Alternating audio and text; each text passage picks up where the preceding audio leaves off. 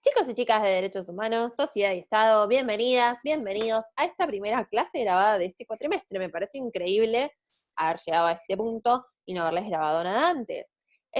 Mientras yo grabo esta clase, están trabajando en el primer parcial, pero les cuento que esta clase está pensada para aquellos y aquellas que están cursando conmigo en el Lenguas Vivas, pero la dejo en YouTube abierta a todo el mundo que quiera pasar y ver y tenga que repasar el concepto de genocidio. Señora, no se haga la influencer. Bueno, como acabo de decir, el tema de la clase de hoy es genocidio. Vamos con un parroquial y una alerta.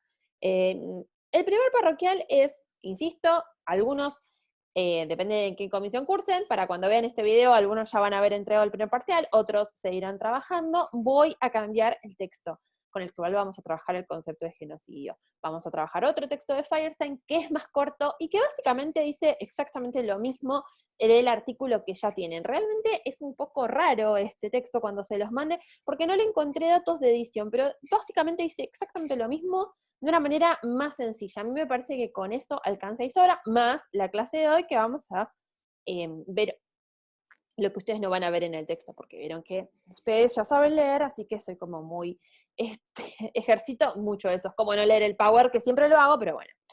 Y el alert.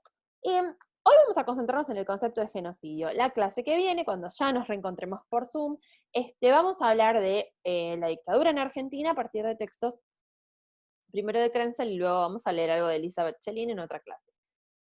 Y vamos a ver las críticas al concepto de genocidio, o por lo menos las críticas al concepto de genocidio y su aplicación en Argentina. De ninguna manera, criticar el concepto de genocidio implica subestimar o bajarle el grado de intensidad a el delito cometido, como quiera que lo conceptualicemos, durante la última dictadura militar y años anteriores, como vamos a ver la semana que viene cuando periodicemos la dictadura en Argentina. O sea, de ninguna manera cuestionar el uso del concepto de genocidio o cuestionar su pertinencia implica de ninguna manera matizar la relevancia del delito cometido. No es que la dictadura fue más o menos grave por cuestionar el uso del delito de genocidio. O sea, primero, ese es el primer alerta. El concepto de genocidio, ¿por qué estará en este programa? Porque es uno de los conceptos más potentes y más utilizados en el debate público para referir a experiencias de aniquilamiento masivo de población. Entonces, más allá de lo que cada uno de nosotros opine, nosotros tenemos que conocer este concepto. Lo que necesito es que trascendamos cuando nos volvamos a encontrar, pero ya me empiezo a atajar ahora, lo que necesito cuando volvamos a encontrarnos es que trascendamos el sentido común. Más allá, si ustedes quieren casarse con estos conceptos, cásense, hagan lo que quieran, pero tengamos la mente abierta y escuchemos otras voces. Vamos a leer autores que son críticos a este concepto, o por lo menos, como les decía, a cómo se lo utiliza para la experiencia argentina, si es pertinente hablar de genocidio en Argentina o no es. Hoy vamos a hablar del concepto en sí, después vamos a ver las críticas, insisto, porque no les voy a decir si es pertinente o no, volvemos a la idea de secuencia que a mí tanto me obsesiona. Si no vimos la dictadura, como las críticas al uso en Argentina, como que no tiene mucho sentido hablarlo ahora. Pero hacia ahí vamos. Pero me quiero atajar primero, ¿no? Como decir, de ninguna manera implica decir que fue más o menos grave lo que haya sucedido en Argentina. Dicho esto, vamos al tema de hoy. Yo me voy a poner un timer porque ustedes saben que yo sola puedo hablar 5 horas y media, y no me gustaría que este Zoom sea muy largo porque venimos ustedes los que, en el estado en el que estén en la producción de sus parciales. Espérenme un segundito y ya arrancamos. Hoy, claramente, vamos a hablar del concepto de genocidio. Para ello tenemos que volver a la Segunda Guerra Mundial, que comenzó en 1939 y terminó en 1945 en el Frente Europeo en abril y en el Frente Pacífico Asiático en agosto con las 2 bombas atómicas. Se estima, porque ustedes saben que en conflictos y sobre todo de esta magnitud, que básicamente, digamos, es una guerra mundial porque incluyó a todo el planeta, y afectó a todo el planeta, aunque no activamente en el conflicto armado, se estima que murieron entre 50 y 100 millones de personas. Hay un abismo en el medio entre estas dos cifras, yo soy muy consciente de eso, pero esta es la magnitud, ¿no? Como para que vayamos teniendo en cuenta la dimensión. El país que mayor pérdidas humanas tuvo fue la Unión Soviética, donde murieron 27 millones de personas. Y puse soviéticos y soviéticas a propósito para acordarme de contarles algo, un material extra que voy a poner abajo en la descripción de este video.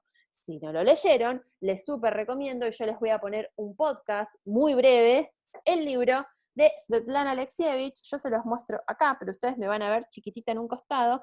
La guerra no tiene rostro de mujer. Alexievich se tomó el inmenso trabajo, yo creo que este libro es de los 80, o sea, cuando la Unión Soviética todavía estaba viviticoleando y ella vivía ahí. Alexievich, además de haber ganado el Nobel, si vieron la serie Chernobyl, está basada en su libro sobre Chernobyl. Pero en este libro que les cuento, La guerra no tiene rostro de mujer, ella entrevistó a mujeres que fueron combatientes durante la Segunda Guerra Mundial en el frente soviético. Y las experiencias que cuenta son espectaculares, porque cuando nosotros pensamos en la guerra, pensamos en toda una especie de chongo despliegue, pero no, acá las chicas fueron a la guerra, ¿no? Como también el concepto de las chicas es un poco porque nos infantiliza, ¿no? Las chicas. Pero es súper interesante y les voy a dejar un podcast hecho por la editorial que lee fragmentos del libro y cuenta un poco el libro, sin spoilers. No hay demasiado spoiler en un libro testimonial, pero bueno, de todas formas, se lo voy a dejar aquí en el... Me hago la influencer, ¿vieron? En el description box below.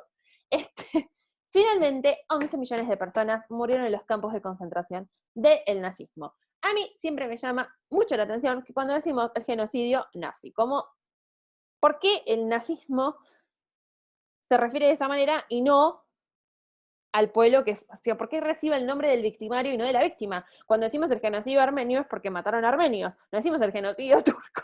No sé por qué el genocidio nazi sucede esto, pero bueno, le vamos a decir el genocidio en Europa. En los campos de concentración del nazismo murieron 11 millones de personas. El número emblemático que pasa la posteridad es el de 6 millones de judíos, pero en realidad en los campos de concentración nazis, que estaban activos desde por lo menos 1933, o sea, ya había campos de reclusión masivos de personas antes del comienzo de la guerra. Y en este mapa es horrible, chicos, es del Encarta 97, pero créanme que es lo mejorcito que conseguí para que puedan ver la distribución de los campos de exterminio y concentración durante la Segunda Guerra Mundial. Como les decía, ahora vamos a ver por qué, pero 6 millones de judíos, pero hace que agregarle otras víctimas, que tampoco tenían lugar en el ordenamiento político y social que estaban pensando los nazis si ganaban esta guerra. Y me interesaba que vean la distribución, ¿no? Y otra experiencia que también me parece que es muy interesante cuando hablamos de la Segunda Guerra Mundial, y que de la que poco se habla, es, no sé si llamarlos campos de concentración, pero sí, de la población de origen japonés en el territorio de Estados Unidos, ¿no? Esta señora está señalando un cartel que dice, japoneses, vamos, este es un, sigan, rajen de acá, diríamos, en los porteños. Este es un vecindario de gente blanca. Durante la Segunda Guerra Mundial, no me había dado cuenta en esta foto que había más carteles atrás, ¿no? Durante la Segunda Guerra Mundial, la población japonesa residente en Estados Unidos fue duramente perseguida y recluida en campos de concentración de población en la costa oeste de Estados Unidos, o sea, en el lado de California. Este es un proceso del cual no se habla, pero que existió, y en el corazón mismo del imperio, digo, porque más allá de las atrocidades que comete Estados Unidos en otro territorio, también lo hace en el propio, y esto es una experiencia de la cual no se conoce, porque ustedes saben que se supone que Estados Unidos entra en la guerra cuando Japón bombardea Pearl Harbor. Entonces, a partir de ahí empieza todo un movimiento de persecución de la población japonesa, muy numerosa, viviendo en Estados Unidos. Ahora, entrándonos en el concepto de genocidio, nosotros venimos hablando hace mucho del concepto, me voy a mover un poco, porque estoy en una posición medio rara, de representaciones sociales. Nosotros hablamos siempre de estas cosas, ¿no? Como las define Becker, de algo que a alguien le contó una persona. Volviendo de nuevo un momento a esta filmina, soy el presidente, a esta diapo, ¿no? Pensemos en la magnitud de los acontecimientos. Yo me imagino que la gente cuando empezó a hacerse una idea de lo que realmente había sucedido, necesitábamos una palabra nueva para dar cuenta de ese nivel de violencia. Y ahí surge el concepto, y un tipo de delito completamente nuevo.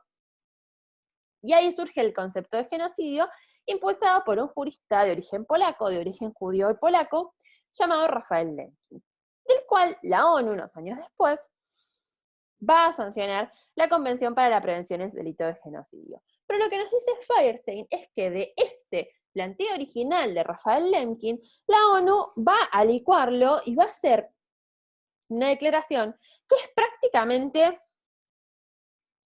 inaplicable, o sea, no recuerdo sus palabras textuales, tengo el artículo acá, ustedes saben que yo siempre tengo ayuda a memorias, pero él lo que dice es, no tuvo aplicación en los 50 años posteriores a su sanción y una escasa aplicación después, o sea, es una definición muy formal, pero que operativamente no funciona, porque ha perdido por completo, y que ha perdido por completo el espíritu de lo que tenía en mente Lemkin. Lemkin, ustedes ven que de una idea a la otra, Firestein va a decir, no solo, sí, yo no puedo señalar acá porque esto es, sí puedo, ¿no? Grupos nacional, étnico, racial o religioso. Fue todo un debate si se incluían a los grupos políticos o no. Y esto ya nos licúa y la vuelve más light a la definición de genocidio. Porque en última instancia, estos grupos, o lo que en principio parecería ser un conflicto étnico, y en realidad esconde un conflicto que es nada más y nada menos que político. No sé si, yo igual el texto que el anterior al que acabo de cambiarles lo voy a dejar, ustedes lo van a poder consultar. Lean hasta donde quieran leer, como les digo siempre. Por eso no sé en cuál de los dos textos va a citar este ejemplo, pero se los cuento yo. El genocidio en Ruanda, con este supuesto odio entre los Hutus y los Tutsis, que no es tal, no es un odio ancestral desde el origen de los tiempos, sino que es un odio incitado básicamente por las potencias coloniales. Entonces, ¿ese origen es étnico en realidad o es más bien político? Que es un grupo político. Entonces, la ONU dice, dejamos por fuera los grupos políticos porque es muy difícil delimitar qué es un grupo político y qué no lo es. Y nosotros diríamos al revés, todas estas decisiones, que un conflicto sea religioso, tiene su dimensión política. Firestein va a decir, reducir el conflicto en los Balcanes a un odio ancestral entre musulmanes y católicos es perder por completo el eje de la discusión, es simplificarlo. Y además, hablar en estos términos también implica tomar la perspectiva del perpetrador, pero eso se los voy a explicar en un minuto. Entonces, volvamos a Lemkin. No solo que nos quedamos en la definición de la ONU, bueno, en esta idea de que los grupos políticos están por fuera, sino que perdemos por completo el proceso, perdemos por completo la idea de proceso. Lemkin dice que el genocidio es un intento de destrucción de un grupo con el objetivo de imponer, de destruir su identidad e imponer la identidad del perpetrador. Y esto en la definición de la ONU desaparece por completo. Y es acá donde se mete Firestein y donde quiere recuperar la potencia del concepto de genocidio. Justamente en esta idea de que solamente no es que el objetivo de la población objetivo del exterminio va a sufrir las consecuencias, sino que las sufrimos todos aquellos que integramos esa sociedad. Y Firestein dice algo que es muy hermoso, que me parece que es clave para pensarlo.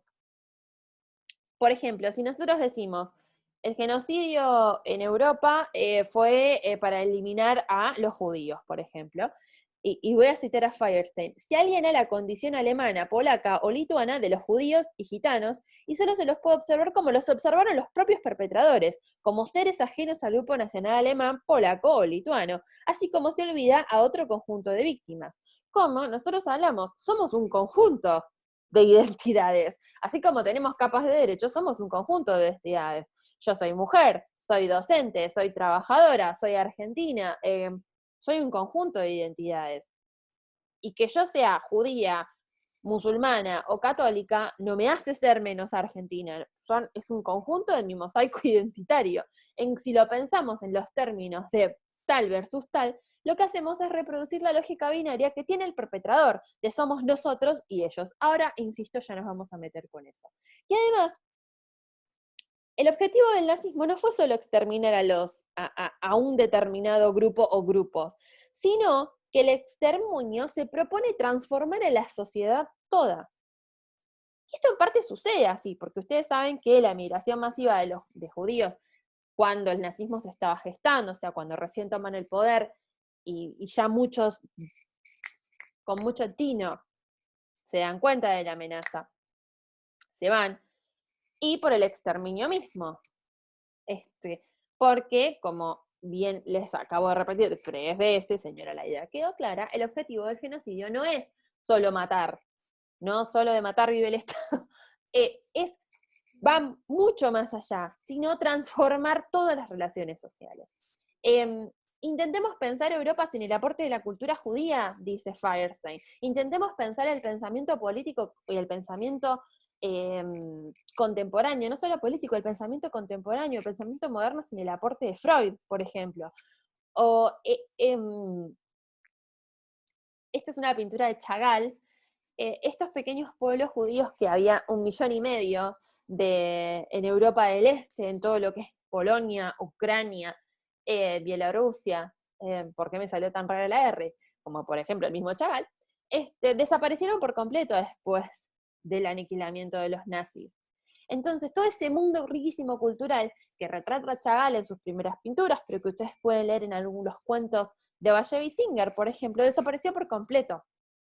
Y eso no solo afecta a la población objetivo, afectó a toda la sociedad europea y a toda la sociedad de esos países. Esperen que no sé cómo meterme ahora. Por eso Firestein, insisto, focaliza en recuperar el concepto de genocidio y su potencia explicativa, y a distinguirlo de otro concepto con el cual sí las cortes se manejan, que es el de crímenes de lesa humanidad, donde el foco está puesto en las violaciones de los individuos a sus derechos individuales. Y acá nuevamente lo que sucede es que perdemos la visión de conjunto.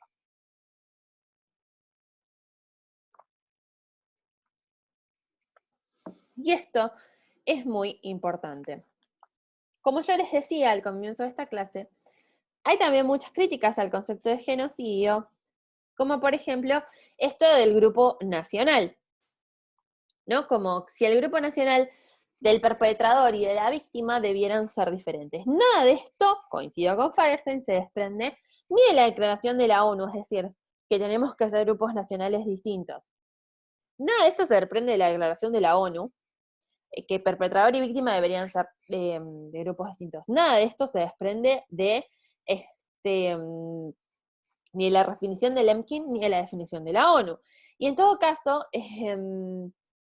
volvemos a lo anterior, que esto también es algo que ya nosotros veníamos trabajando, que es la idea de nación. ¿Qué nos hace ser una nación? Que todos profesemos, por ejemplo, la misma religión. Insisto, esto lo acabo de decir. Si yo soy judía, musulmana o católica, esto no me hace menos argentina.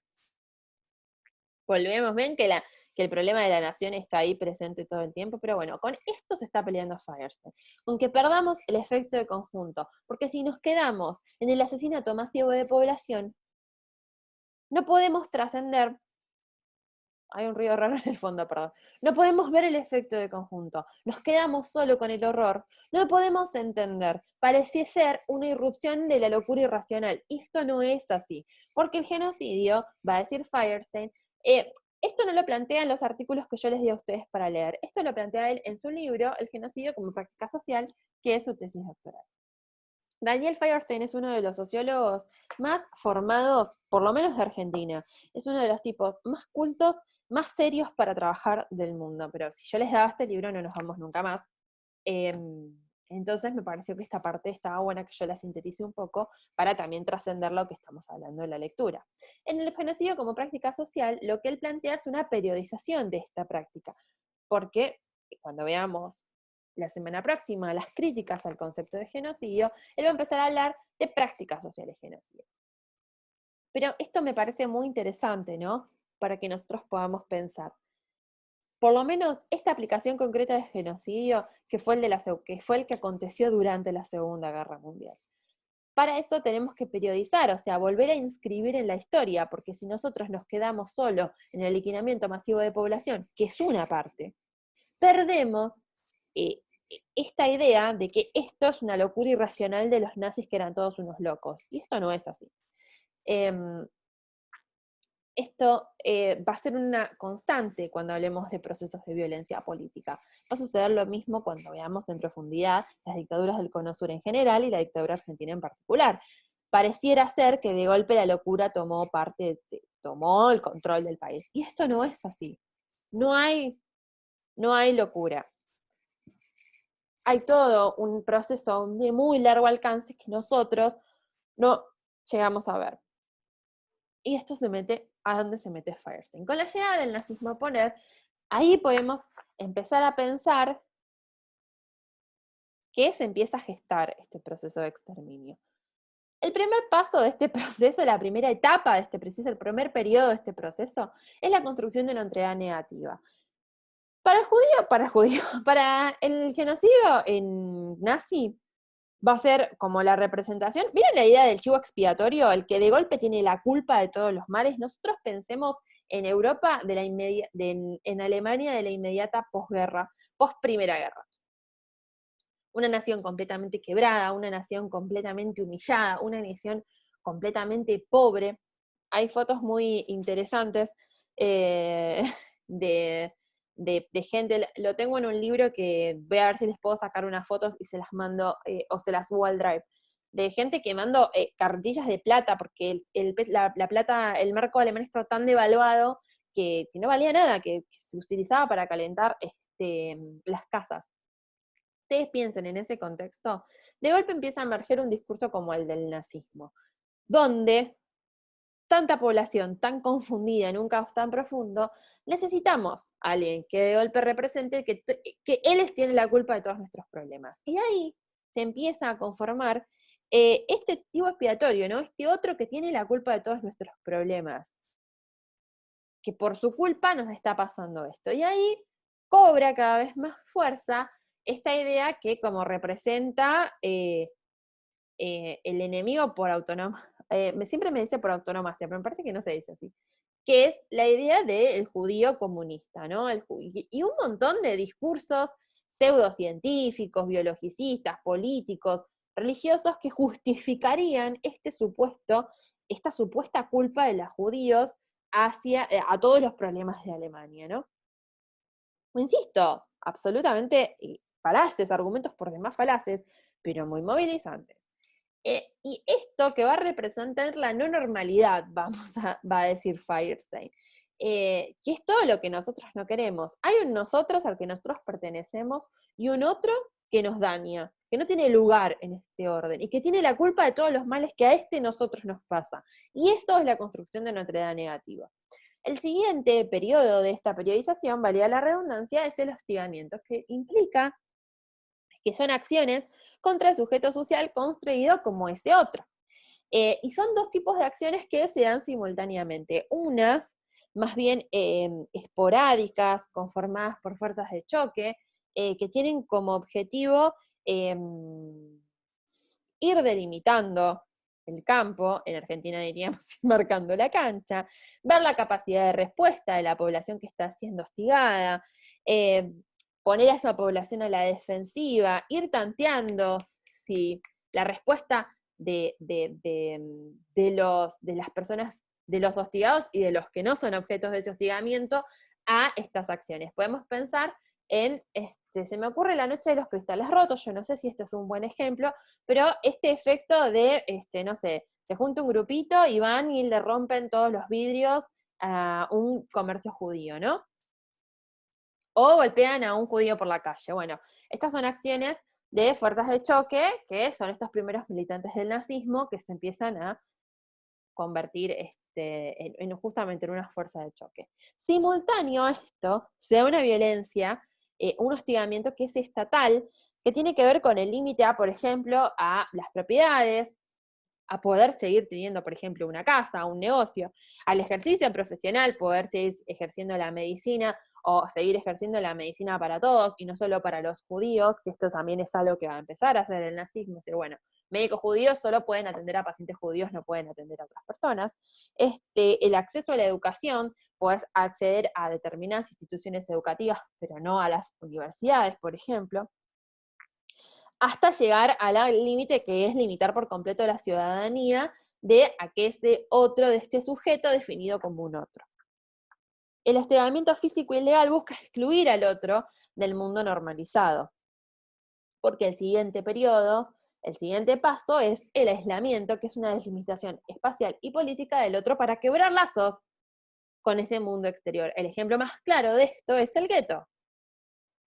Se genera una propia dinámica del gueto que no tiene nada que ver con lo que sucede afuera porque se cortan por completo los lazos. Yo no puedo entrar y no puedo salir. Los otros, o sea, los, entre comillas, normales, no pueden entrar al gueto y los del gueto no pueden salir. Se empieza a generar dinámicas sociales completamente distintas. Porque el siguiente paso en esta periodización, no sé si hablar de pasos, ¿no? Pero sí de momento me parece mucho más apropiado. El siguiente momento en esta periodización es el debilitamiento de estas comunidades definidas como otras, que es el resquebrajamiento físico y psíquico. Piensen en las condiciones, han visto 80 millones de películas como para poder tener una idea de las condiciones de vida de los guetos durante el nazismo. No pueden entrar medicamentos, escasísima comida, 80 familias en una habitación. Esto hace que las personas se vayan resquebrajando psíquica y físicamente. Además, el objetivo principal de esta etapa es seleccionar. Muchas personas van a morir sin llegar a un campo de concentración por estas condiciones de vida. Y el siguiente momento de esta periodización sí es el exterminio, la desaparición material de los cuerpos que encarnan determinadas relaciones. Acá sí volvemos al mapa de la Encarta 97 de los campos de exterminio y de concentración. Finalmente, el sexto momento, que es donde nos vamos a detener hoy, es la realización simbólica del genocidio, ¿no? Porque el genocidio no termina cuando termina el exterminio, pero ven que hasta que nosotros llegamos a este momento, a este emergente, que son esas imágenes chocantes de los campos de concentración, pasaron un montón de cosas antes. No es que un día Europa fue víctima de la locura, tuvo un brote de irracionalidad y se derrumbó la civilización. No, de ninguna manera. Esto sucedió porque sucedió todo esto antes. Pero el último momento de la periodización del genocidio es la realización simbólica. Idealmente lo que busca el perpetrador no solo es exterminar, como yo les decía, ya lo hablamos, no solo es exterminar física y simbólicamente, es ir más allá y negar por completamente que todo esto haya existido. A las personas que estaban en los campos de concentración, los perpetradores les decían permanentemente, si vos sobrevivís, nadie te va a creer que lo que viviste acá. Y esto es algo que se repite en un montón de testimonios durante el genocidio mismo. Ustedes se pueden preguntar, y sería una pregunta muy legítima, ¿qué Occidente no sabía nada? Occidente, digamos, todo el resto de Occidente, que no estaba, el mundo no europeo no sabía nada de lo que estaba pasando.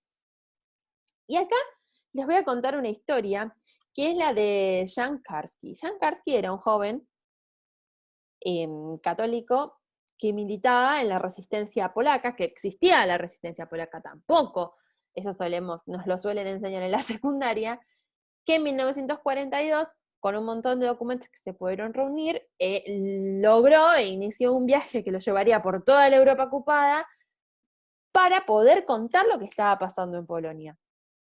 Finalmente Karski llega en 1943 a Estados Unidos y lo recibe un juez de la Suprema Corte, que en este momento me sale Frankfurter el apellido, lo estoy contando mal, chicos, esta historia la estoy contando horrible. Lo recibe un juez de la Suprema Corte. Karski le cuenta toda la historia, le muestra los documentos que trajo, que pudo salir, porque aparte piensen, recorrió Europa con documentos en papel, no, acá no había pendrive, ni un pendrive. Y el juez de la Suprema Corte le dice, no puedo creer lo que no le puedo creer lo que me está contando. No soy capaz de creerme lo que me está contando. En inglés dice, I am not able to believe. ¿No? Como, Mi imaginario no me habilita a creer la historia. Le dice, yo no creo que usted me esté mintiendo. Creo que lo que usted me está contando, mi imaginario no me permite representarme este tamaño de, digamos, no, de tragedia. Y esto es clave. Esto se va a volver clave para lo que sigue en esta materia, ¿no?